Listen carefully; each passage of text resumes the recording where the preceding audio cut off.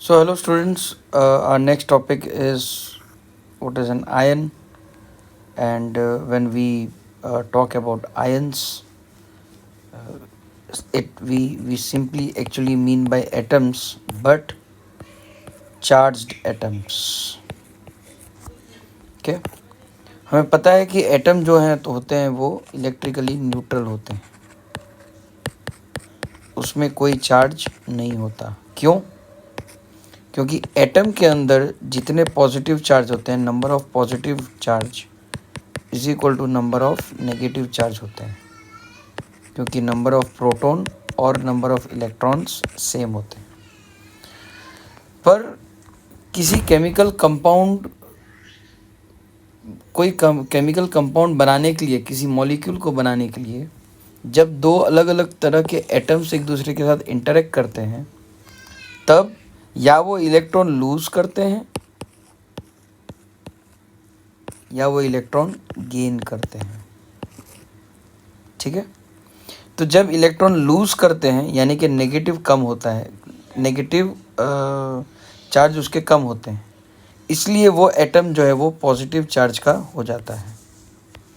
और जब कोई एटम पॉजिटिव चार्ज का हो जाता है तो उस आयन को कैटायन कहा जाता है.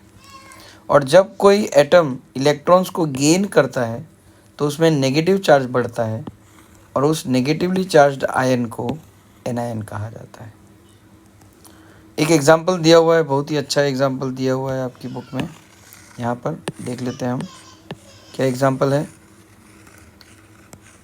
एग्जाम्पल में दिया हुआ है sodium chloride NaCl, common salt जो हम डे टू डे लाइफ में नमक खाते हैं घर में, उसके बारे में दिया हुआ है.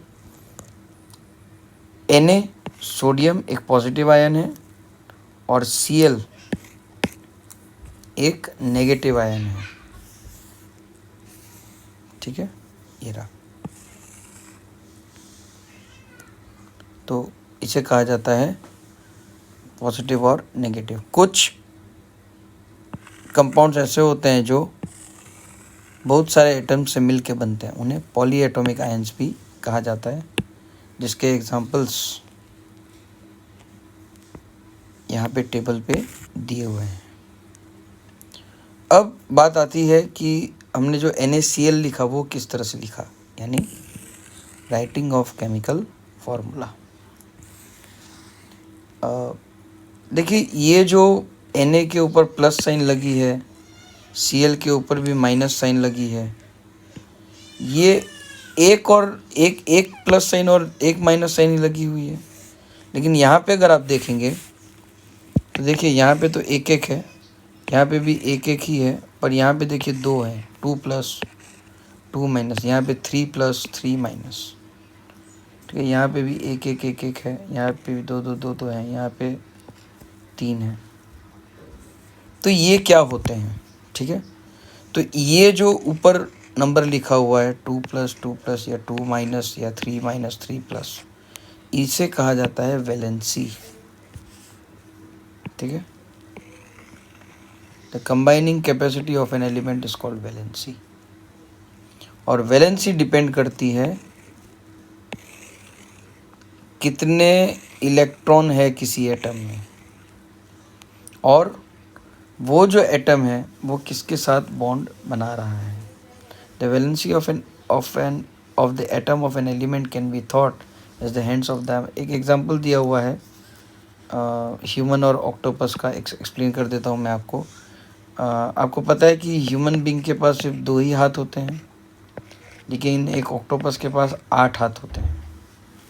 तो अगर कोई ऑक्टोपस अपने 8 हाथों से सारे के सारे हाथों में ह्यूमन बीइंग को पकड़ना चाहे इस तरह से कि ह्यूमन बीइंग के दोनों हाथों को वो पकड़े, तो एक ऑक्टोपस ज़्यादा से ज़्यादा कितने ह्यूमन्स को पकड़ सकता है? 4. तो ये हो गई उसकी वैलेंसी, इसे कहते हैं वैलेंसी. इस तरह से जैसे कि कार्बन जो है वो ज़्यादा से ज़्यादा 4 एलिमेंट के साथ बॉन्ड बना सकता है, और हाइड्रोजन जो है वो एक के साथ ही बॉन्ड बना सकता है. कार्बन 4 हाइड्रोजन्स के साथ मिलके CH4 यानी कि मीथेन बना लेगा। उसी तरह का ये एग्जाम्पल हुआ। ठीक है स्टूडेंट्स, तो इसे वैलेंसी कहते हैं।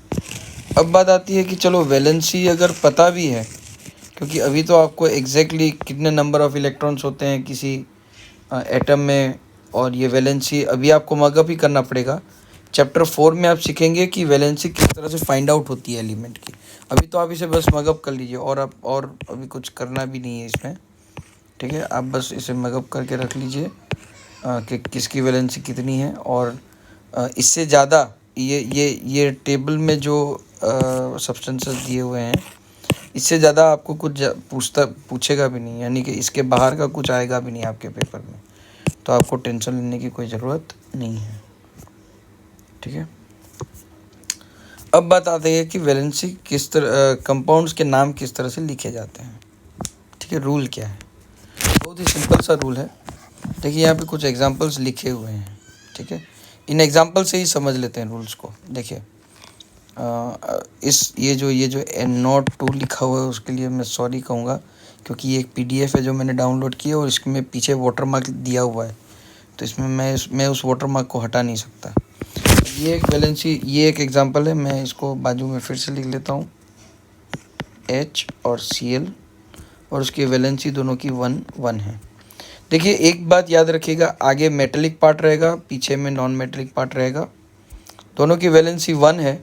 सबसे पहले आप दोनों का सिंबल लिख लीजिए। मान लो कि आपको पूछा गया कि हाइड्रोजन और क्लोरीन को रिएक्ट करके हाइड्रोजन क्लोराइड बनाइए, तो हाइड्रोजन क्लोराइड किस तरह से आप लिखेंगे? तो पहले दोनों एलिमेंट्स के सिंबल लिख लीजिए। आपको ये पता होना चाहिए कि जो आगे लिखा है वो मेटल है, जो पीछे लिखा है वो नॉन मेटल है। तो यहाँ पे आपने मेटल लिखा, यहाँ नॉन मेटल लिखा, उसका सिंबल लिखा। सिंबल के नीचे इस टेबल को देख के देखिए, हाइड्रोजन का +1 और क्लोरीन का क्लोराइड का -1। अब आप बोलेंगे सर आपने ये क्यों नहीं लिया, हाइड्रेट क्यों नहीं, हाइड्रोजन क्यों लिया? क्योंकि क्वेश्चन में हाइड्रोजन क्लोराइड बोला है, इसलिए मैंने हाइड्रोजन क्लोराइड लिया। अगर उसने लिथियम हाइड्राइड बोला होता तो मैं लिथियम, या सोडियम हाइड्राइड बोला होता तो मैं सोडियम और हाइड्राइड लेता। तो जो पूछा गया हो उस तरह से आपको कुछ बनाना है सिंबल। ठीक है, तो ये है हाइड्रोजन, ये है क्लोरीन। यहाँ पे हाइड्रोजन की वैलेंसी 1, यहाँ पे क्लोरीन की वैलेंसी 1। सिंपल है, अब इन दोनों को आप क्रॉस मल्टीप्लाई कर दीजिए, 1 1 ही आएगा, तो HCl, सिंपल। उसी तरह से H2S हाइड्रोजन सल्फाइड, अगर आप चार्ट में देखें तो ये है हाइड्रोजन, ये है सल्फाइड। हाइड्रोजन की वैलेंसी +1, सल्फाइड की -2। तो लिखा गया है, देखिए हाइड्रोजन पहले सिंबल्स, वैलेंसी 1, और सल्फाइड की वैलेंसी 2। बस क्रॉस मल्टीप्लाई कर दिया, 2 को H के साथ, S को 1 के साथ, H2S। ऐसा एक और एग्जांपल, और 2 एग्जांपल दिए हुए हैं, आप देख सकते हैं यहाँ पे और यहाँ पे। कार्बन क्लोराइड, कार्बन की वैलेंसी 4, क्लोरीन की वैलेंसी 1, क्रॉस मल्टीप्लाई, CCl4, ये 4 इसके साथ मल्टीप्लाई हो जाएगा। Same way MgCl2। और भी कुछ एग्जांपल्स आपकी बुक में दिए हुए हैं, एल्यूमिनियम ऑक्साइड, कैल्शियम ऑक्साइड। हाँ देखिए, ये भी बड़ा इंटरेस्टिंग है। अब यहाँ पे एक साथ दोनों में 2 हैं, तो आप इसे ऐसा नहीं लिखेंगे, Ca2O2 नहीं लिखेंगे, आप इसे CaO लिखेंगे। ये 2 और ये 2 दोनों प्लस माइनस कट हो जाएगा। ठीक है, सोडियम नाइट्रेट, यहाँ पे भी देखिए 1 1 आ रहा है, यहाँ पे 2 1 आ रहा है। तो जब पॉलीएटॉमिक रहे तो इसे CaOH ब्रैकेट में ट्वाइस लिखा जाएगा। CaOH2 लिख देंगे तो ये गलत हो जाएगा, क्योंकि ये OH साथ में है, ये दोनों मियाँ बीवी हैं, छोड़ेंगे नहीं एक दूसरे को। उस तरह से आपको बिहेव करना है। ठीक है, और एग्जांपल्स हैं पॉलीएटॉमिक के, sodium chloride, ammonium sulphate, sodium ammonium sulphate, carbonate, इन सब की वैलेंसी आपको उस टेबल से मिल जाएगी। इसलिए मैंने आपको बोला कि वैलेंसी अच्छे से लर्न कर लीजिए। फिर इन टेक्स्ट में कुछ क्वेश्चंस दिए हुए हैं, वो आपकी प्रैक्टिस के लिए है, आप अच्छे से प्रैक्टिस कर लीजिए इनको, ताकि आपको समझ में आ जाए। ना समझ में आए कुछ भी तो बताइएगा, मैं आपको बता दूंगा कि क्या करना है और पूरी तरह से हेल्प करूंगा। अब दो छोटी छोटी टॉपिक बची, इसमें से आप मोल कॉन्सेप्ट जो है उसको हटा दीजिए, ठीक है, ये नहीं करना। मोल कॉन्सेप्ट बचा, मॉलिक्यूलर मास, ठीक है।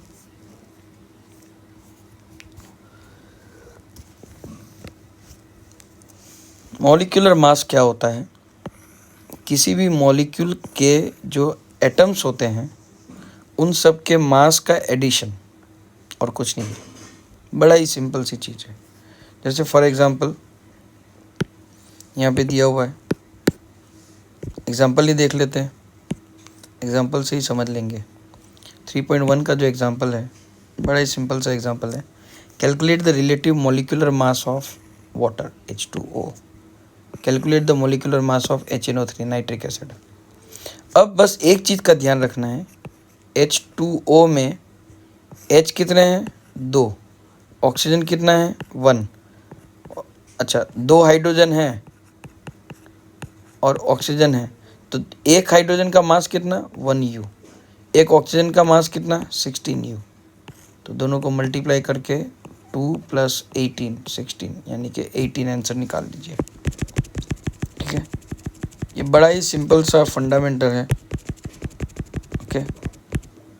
देखिए 2 ऑक्सीजन का 1 मास, 1 ऑक्सीजन का 16U, 2 1 = 2 + 16 18। अगर इस तरह से ना लिखना हो तो जैसे मैंने लिखा था वैसा आप लिख लीजिए, हाइड्रोजन ऑक्सीजन डैश करके H2O में 2 हाइड्रोजन है, राइट। H2O में 2 हाइड्रोजन है, तो आप यहाँ पे 2 × ऑक्सीजन 1 है तो 1 × अब एक हाइड्रोजन का मास कितना होता है? 1U, एक ऑक्सीजन का मास कितना होता है? 16U, 2U / 16U, तो टोटल हो गया 18U। इस तरह से भी आप फाइंड कर सकते हैं। सेम वे इसका कर लीजिए, HNO3 का मैं करके देता हूँ, HNO3, ठीक है। तो सब अलग अलग लिख लीजिए पहले, HNO, कितने H लेने हैं? 1, N कितना लेना है? 1, ऑक्सीजन कितने लेना है? 3, 1 1 3, मल्टीप्लाई मल्टीप्लाई मल्टीप्लाई। हाइड्रोजन, एक के हाइड्रोजन का मास 1U, एक नाइट्रोजन का 14U, एक ऑक्सीजन का 16U, टोटल लगा लीजिए 1U 14U 16 3 = 48U। तो यहाँ पे इसका जो भी आंसर आए, सम आए, वो आपको आंसर दे देगा, ठीक है, इसको प्लस करके, ठीक। तो इस तरह से एटॉमिक मास निकाली जाती है। Atomic mass, formula unit mass almost same ही है, देखिए लिखा हुआ है, formula unit mass is calculated in the same manner as we calculate the molecule. The only difference is that